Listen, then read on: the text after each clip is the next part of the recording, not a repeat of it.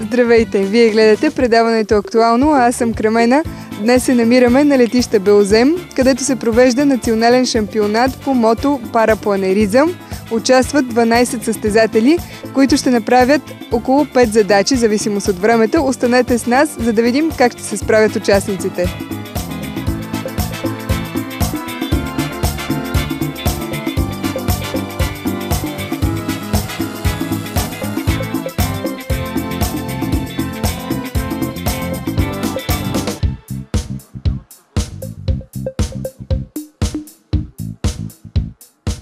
Виждаме, че националният шампионат по мотопарапланеризъм е започнал. Първата задача, с която трябва да се справят пилотите, е навигационна. Те трябва да изминат разстояние от 40 км, като маршрутът е предварително избран.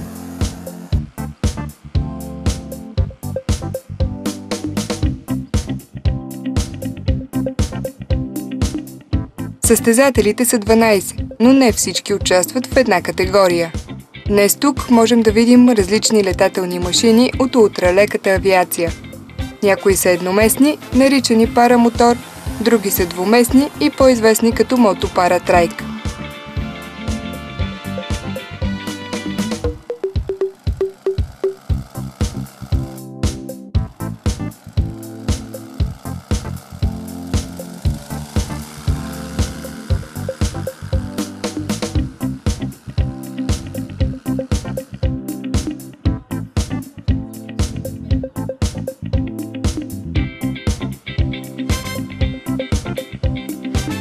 По-сръчните пилоти вече се завръщат от първата точка, която трябваше да достигнат. Предстои им да преминат през още 2 точки. По-добре ще разберем маршрута от картата.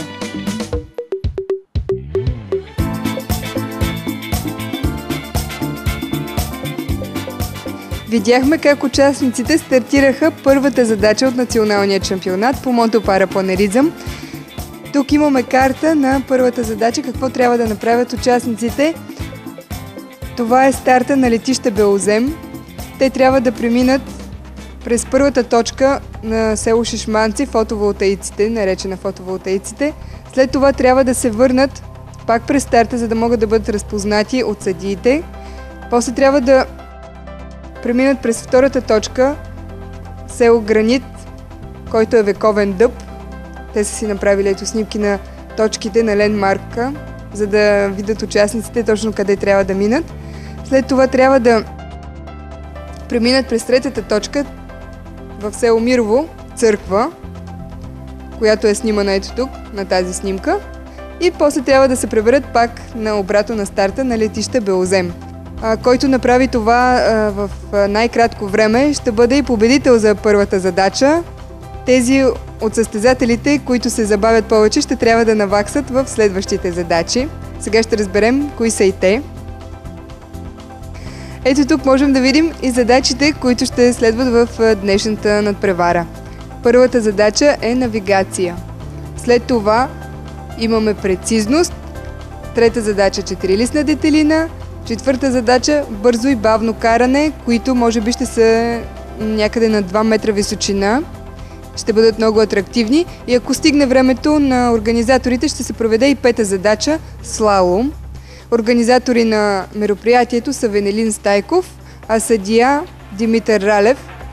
За транспорта отговаря Димитър Халачев. Сега е време да се върнем обратно на летището, за да разберем как протича първата задача, да видим докъде са стигнали участниците.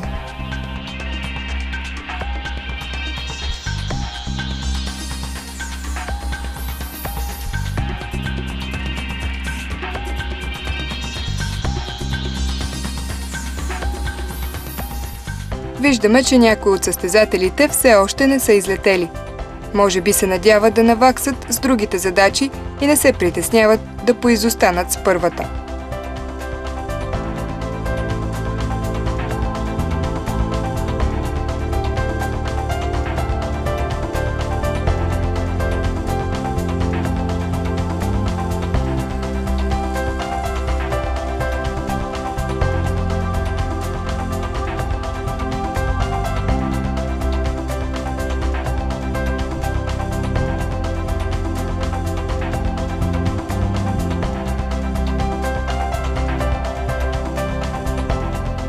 Съдиите следят стриктно кой е преминал и дали всичко е в изправност. Те внимателно записват номерата на прелитащите машини. Едно от условията на първата задача е състезателите да минават достатъчно ниско, за да може съдиите да ги разпознаят и да им дадат знак да продължат.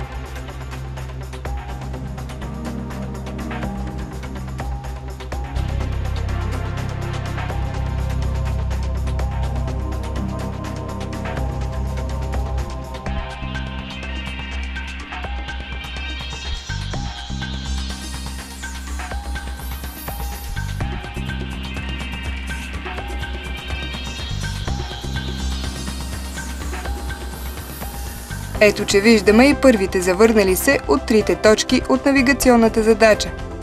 Първи кацат Емо и Малина от Казанлък.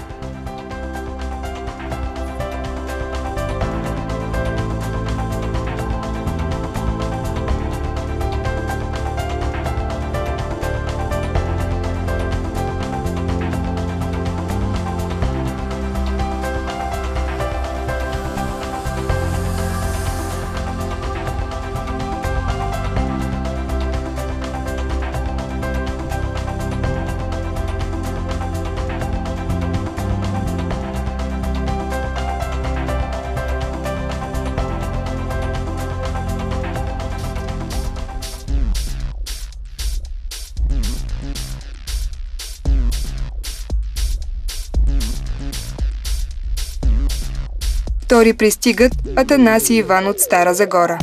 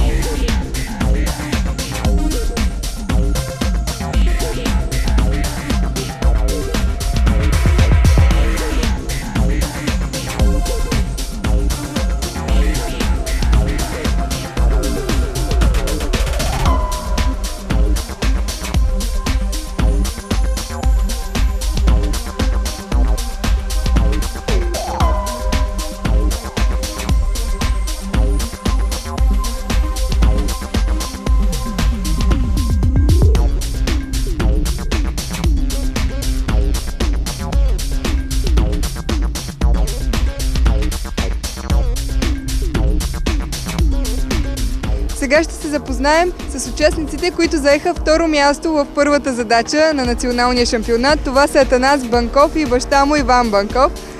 Ще ни кажете ли как премина тази задача за вас? Много приятно, много крила имаше във въздуха. Всички стартирахме така едновременно, което усея небето с много крила, различни цветове, много красиво.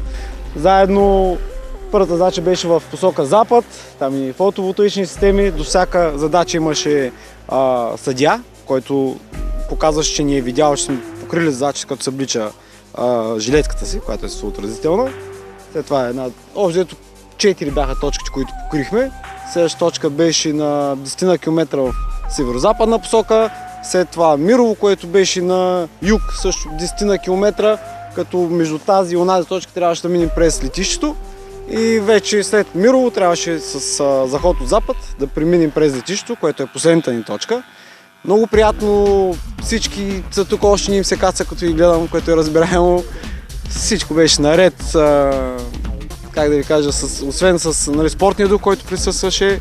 Всички приятели се познаваме, равно бяха нещата. Не е само състезание, и удоволствие за всички нас.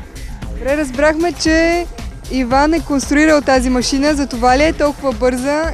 Има ли нещо специално по нея за това, че сте на второ място, би трябвало да сте излитали, да сте кацали доста бързо? Скоростта на летене на тези въздухоплавателни средства се дължи главно на крилото. Знаеш колко е мощна машината, няма значение, по-скоро може би колко е тежка, ти дава скорост в полета. Важно е колко е бързо крилото. Първото и второто място, първото Емо и Малина, Емил Лумлиев и Малина. Те летят със същото крило като нас. Просто бяха по-мобилизирани в началото, по-бързо успяха да се оправят. Емо е много добър пилот, уважение, нали? И така с еднакви крила, те са първи, ние сме втори, просто сме с най-бързи крила. Може би това е една от основните причини, които се дължи, защото тук всички са добри пилоти, няма слаби. Хареса ли ти задачата? Да, хареса ми. Но с нетърпение очаквам следващата, която е Детелината, където ще има повече, по-интересно ще бъде според мен, да. За мен.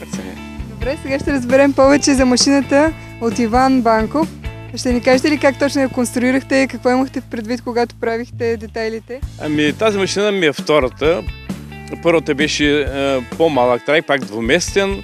Направих го със същия мотор преди 4 години и машината беше първата за България, двуместна машина, създадена от аматьор, не купена машина.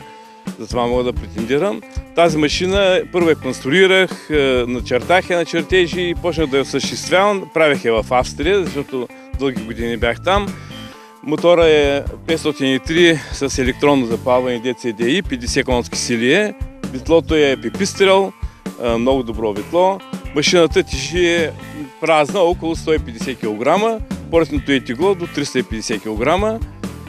За сега съм доволен. Машината си показва всички добри качества. Като я конструирахте, взаимствахте ли от някъде, от някакви модели или просто това ви беше в главата? Не съм зависел от никакви модели, просто такъв тип ограждение и огънато до сега никъде не се е срещал, просто си го мисля как да е най-удобно за пилота, защото при първата машина качването вътре на пилота е малко по-трудно, а тук иска да има свобода, да има отстояние между пилот и пътник, да има место за уреди и просто при конструирането всичките тези предварителни неща, които си ги бях намислил, ги реших в чертежите и после като действителност. Примерно са двете колела отпред, които са. Дълго време умувахме летящи с такива машини, нали, създатели на такива машини, какъв е отговора за по-голяма стабилност. Защото ако сложиш успоредно са предните две колела на задните, има опасност при излитане, примерно при един крен, накренва леко надясно, нали, примерно да се закачи колелото, може да се насучиш, ако да стане лошо. Нали. Това е отговора, когато предните две колела са по-близо едно от друго. Това е отговор. Това е дадена стабилност и по същия начин сигурност да не се случва това нещо, което споменах. Това, не знам, не съм го виждал на друг трайк, така че мога да твърдя, че е откритие на баща ми, така да се каже. Те се водиха и дълги спорови в едни форуми, нали, всеки си даде идеята, но накрая се доказа тази машина по този начин. Така, моята дума за машината е уникална, мощна, страхотна. Поздравления за конструкцията. Когато я правихте, мислихте ли за сина си, че той ще я управлява? Разбира се, тя беше предвидена за него, защото моята мечта беше едно време да стана пилот. Не успях поради здравословни причини. Зато е пилота, пък аз съм конструктора. Плюс това името на машината се казва Bumblebee 2, значи това значи бръмчащата пчела.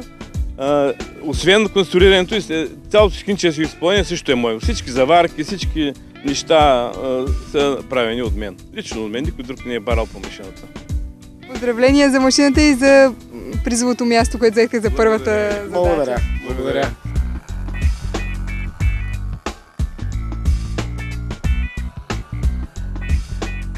Съботният ден напредва и страничните наблюдатели вече са се увеличили. Сега мотопарапланеристите са подкрепени и от свои приятели, които хем им вдъхват кураж, хем си прекарват добре деня на открито, улавяйки все по-редките слънчеви лъчи.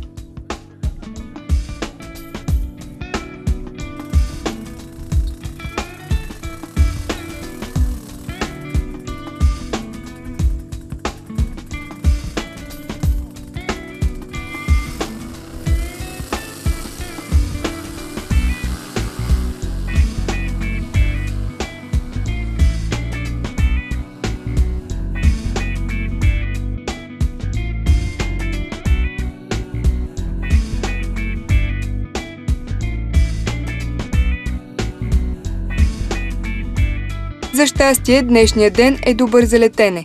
Но сега, след като слънцето е започнало да нагрява земята, са се появили термични балони, които могат да повдигнат рязко крилата. Следващата задача, детелината, е малко по-опасна за тези климатични условия. Затова се решава да се остави за по-късно. Все пак, Веселин Живков ще опита как е трасето.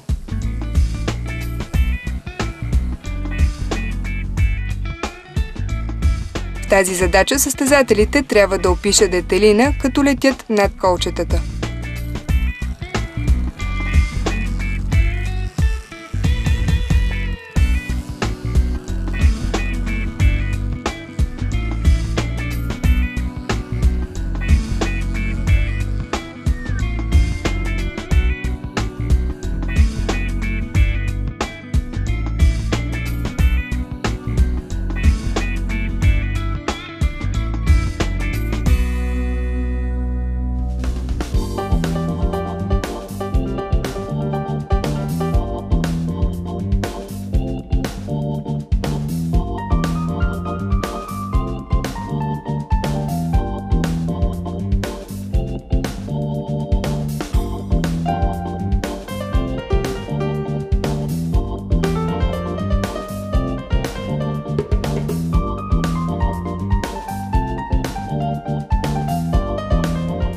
Веселин Живков току-що направи демонстрация на втората задача, детелината. Ще ни кажеш как премина демонстрацията? Слава Богу, успешно, тъй като времето не е най-подходящо за извършване на точно тази дисциплина. Появиха се термики, леки поривчета на вятъра, които се явяват като опасни в този момент. Така че тази дисциплина в момента я оставяме, ще я пропуснем и минаваме на следващата дисциплина, която е хвърляне на бомбички в цел и кацане в цел. Много атрактивно също ще бъде тук пред вас, ще мога да наблюдавате нещата. Вие казахте, че е трудно за вас и за другите състезатели, които са с по-големи машини, за да минават покрай колчетата. Да, по-големите машини обикновено летят с по-висока скорост, а пък ние сме доста по-маневрени, тъй като сме компактна маса и не чак толкова е проблем да се мине този квадрат, който е 60 на 60 метра. Но времето не е най-доброто. Иначе това е много атрактивна, както видяхте, дисциплина.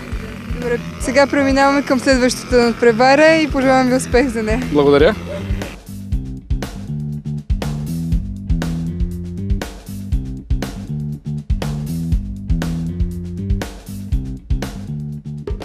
След като всички потвърждават, че тази задача е неизпълнима, се преминава към следващата.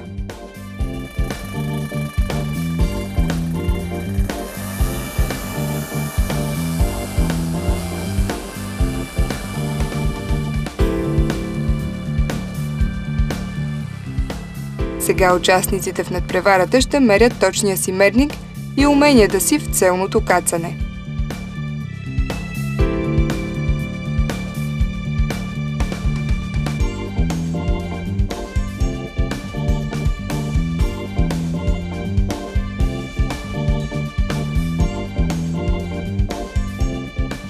Правилата тук са, че трябва да вземеш една така наречена бомбичка, която представлява чорап с пясък и да я хвърлиш максимално близко до нулата на целта.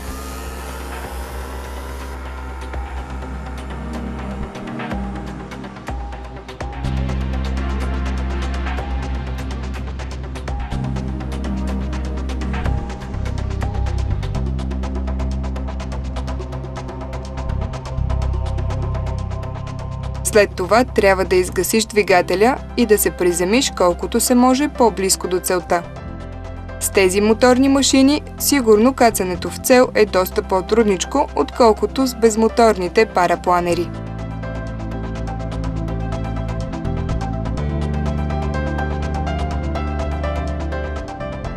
Току-що видяхме участието на Константин Димов. Той участва с парамотор на днешната надпревара. Ще ни кажете ли как беше участието ви до тук в двата кръга, които преминаха?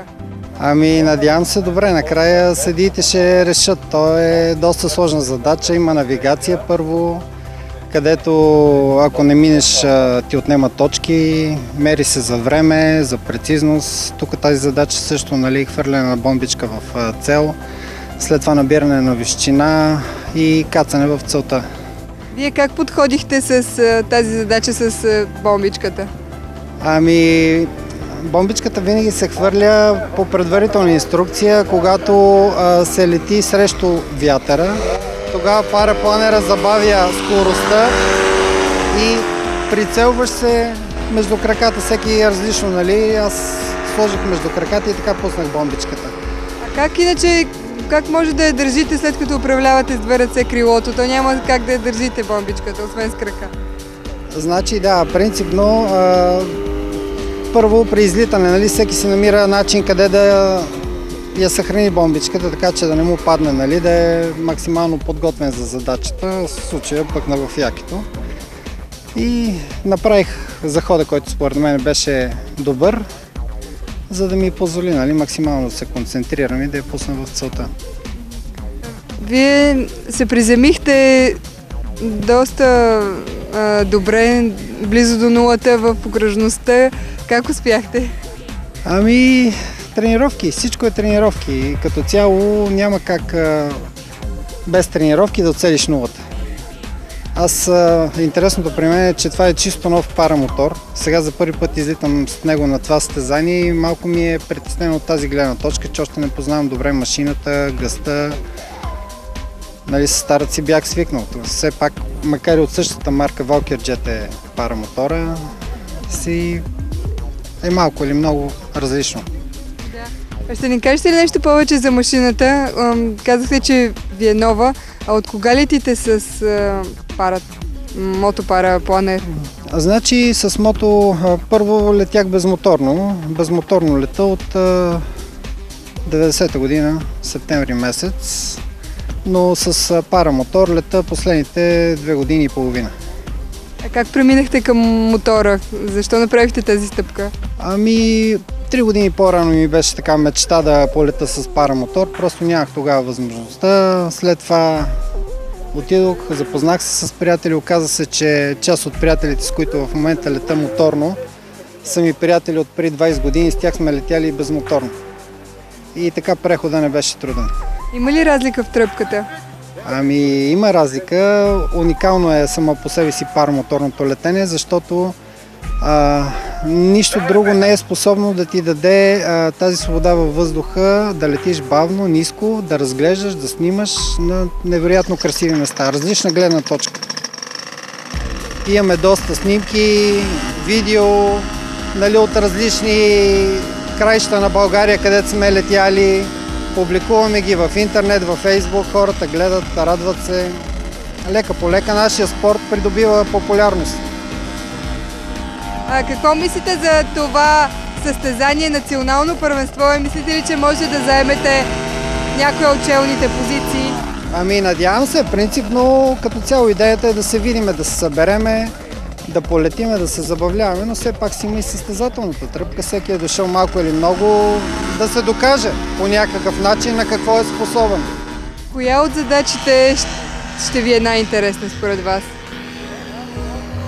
Ами, най-интересна, всяка е различна. Тази беше доста интересна с хвърлянето в цел и с кацането в цел. Може би е една от най-трудните задачи.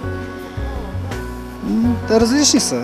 Един е по-добър на навигацията, друг на целното кацане, но зависи от екипировката, кой с какво крило е дошъл и това също има значение. Ще му даде предимство на едната задача, може да му отнеме от другата. Крайното класиране вече съдиите ще си кажат тежката дума.